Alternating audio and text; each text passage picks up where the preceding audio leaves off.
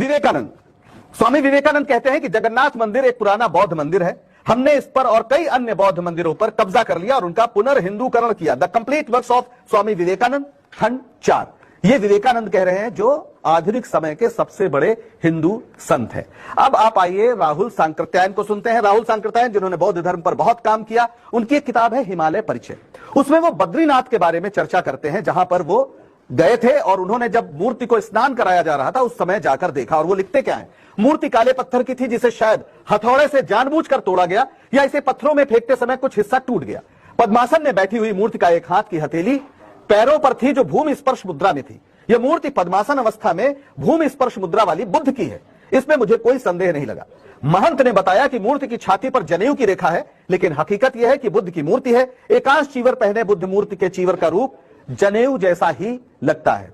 राहुल सांकृत्यायन ने अपनी आंखों से जो देखा उसका वर्णन किया। हालांकि वो मूर्ति ढकी रहती है और इसलिए उसकी चर्चा आमतौर पर नहीं होती। वेनसांग जो 7वीं शताब्दी की शुरुआत में भारत आया था, जब कन्नौज में हर्ष का शासन था, तब वो अयोध्या, आज के अयोध्या गया, जिसे तब साकेत कहते थे।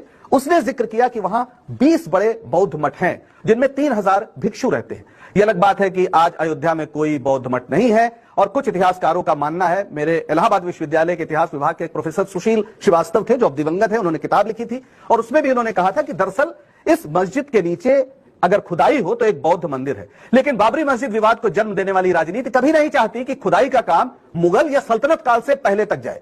कई इतिहासकार मानते हैं कि 8वीं शताब्दी में शंकराचार्य के नेतृत्व में बौद्धों के खिलाफ व्यापक अभियान चला, जिसके नतीजे में तमाम बौद्ध मंदिरों को हिंदू मंदिरों में बदला गया। राहुल सांकृत्यायन तो नाथ शब्द, नाथ ध्यान रखिए, नाथ शब्द लगे मंदिरों को मूलतः बौद्ध धर्म से जोड़ते हैं, जैसे जगन्नाथ या बद्रीनाथ। इस अभियान के बावजूद जो कुछ बौद्ध मंदिर या मठ बचे हुए थे उनका नाश तुर्क हमलों के दौरान हो गया। बड़ी तादाद में बौद्ध आबादी या तो फिर से हिंदू हो गई या उन्होंने इस्लाम स्वीकार कर लिया।